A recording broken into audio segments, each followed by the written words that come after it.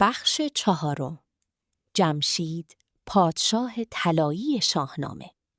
پس از طهماسب جهان وارد عصر تازه‌ای شد، عصری از شکوه، دانش و قدرت. و در آغاز آن عصر نامی می درخشید که قرنها در یاد انسان باقی ماند: جمشید.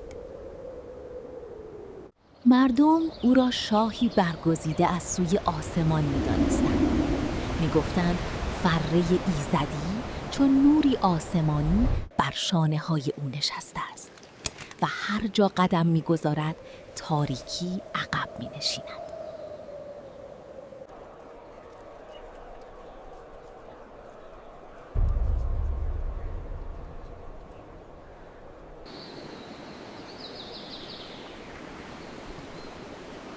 در روزگار جمشید زمین آرام شد. جنگ ها فرو نشستند. مردم دیگر شبها از ترس دیوان نمی گریختند و جهان برای نخستین بار طعم آسایش را چشید. ز جمشید ماند آن فر و داد که گیتی به آسایش و رامش نهاد.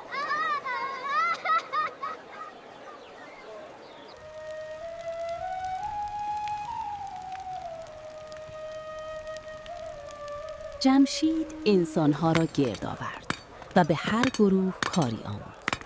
برخی آهنگر شدند، برخی کشاورز و برخی نگهبان و جنگجو و تمدن آرام آرام شکل گرفت.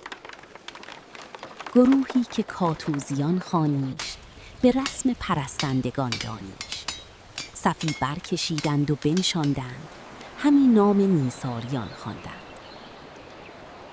او فرمان داد شهرها ساخته شوند، دیوارهایی بلند، بازارهایی شلوغ و خانه‌هایی که انسان را از سرما و وحشت نجات می‌دادند. در روزگار جمشید جهان رنگی تازه گرفت. زمین‌های بایر آباد شدند و دشت‌های خاموش به کشتزارها و باغ‌های سرسبز بدل گشتند. مردم راه آبیاری زمین‌ها را آموختند و از دل خاک نعمت و فراوانی پدید آوردند. شهرها گسترش یافتند، کاخهای بلند سر به آسمان کشیدند و آسایش در سراسر جهان پراکنده شد. چنان بود که در آن روزگار گویی زمین و زمان هر دو در خدمت شکوه و آبادانی مردمان بودند. اما دستاوردهای جمشید تنها به خشکی محدود نماند. او راه ساختن کشتی را به مردمان آموخت و آنان توانستند بر پهنه آبها سفر کنند. کشتی‌ها بر روی دریاها به حرکت درآمدند.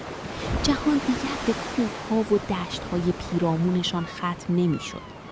افق‌های تازه‌ای پیش روی انسان گشوده شده بود و کنجکاوی و دانایی آنان را به سوی ناشناخته ها می کشاند. جمشید تختی ساخت که مانندش در جهان دیده نشده بود.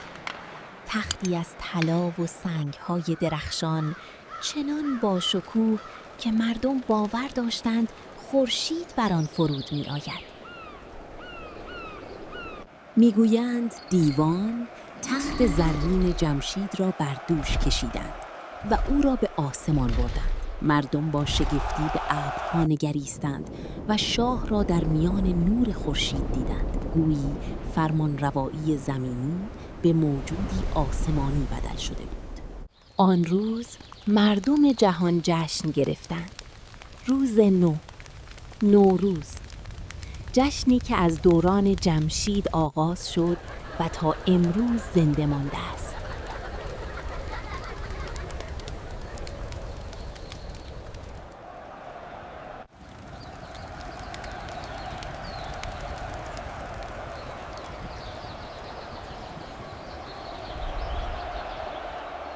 اما شکوه همیشه خطرناک است. سالها گذشت و جمشید آرام آرام فراموش کرد که فره ایزدی هدیه‌ای از سوی آسمان است، نه از خود او. و همین اندیشه بذر غروری را در دلش کاشت که سرنوشتش را دگرگون کرد.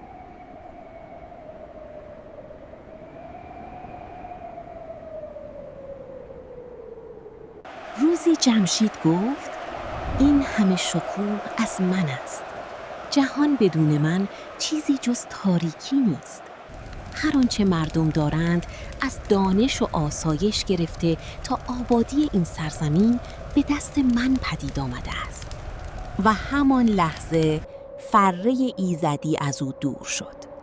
نوری که سالها محافظش بود خاموش شد و سایه ها دوباره به جهان بازگشتند. مردم که روزگاری با امید به او می‌نگریستند، نشانه‌های دگرگونی را احساس کردند. آرام آرام شکوهی که جهان را روشن کرده بود رنگ باخت و روزگار دیگری آغاز شد.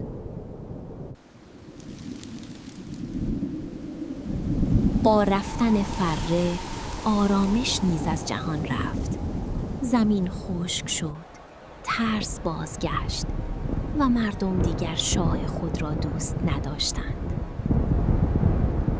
و در همان زمان در سرزمینی دور شاهزاده‌ای جاه طلب و تاریک در حال قدرت گرفتن بود. نامش ضحاک بود و سرنوشت او را به سوی رویارویی با جمشید و روزگاری سیاه راهنمون می‌کرد. هنوز کسی نمی‌دانست که با برخاستن او دوران آرامش و شکوه این سرزمین به پایان خود نزدیک می‌شود. جمشید که روزی شاه جهان بود، اکنون تنها و بی‌پناه گریخت. هیچ سپاهی کنارش نمانده بود و هیچ نوری راهش را روشن نمی‌کرد. او سالها در سرزمین‌های دور سرگردان ماند، در حالی که شکوه گذشته‌اش تنها به خاطره‌ای دور بدل شده بود.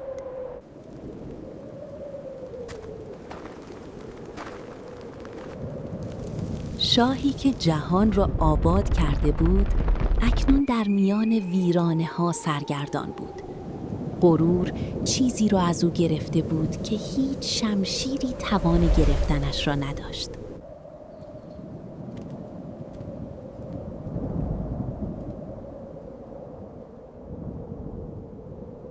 سرانجام دشمنان او را یافتند و دوران شاه طلایی شاهنامه به پایان رسید. با مرگ جمشید یکی از باشکوه ترین فصلهای تاریخ اساطیری ایران بسته شد و عصر تازه‌ای از تاریکی و ستم آغاز گشت.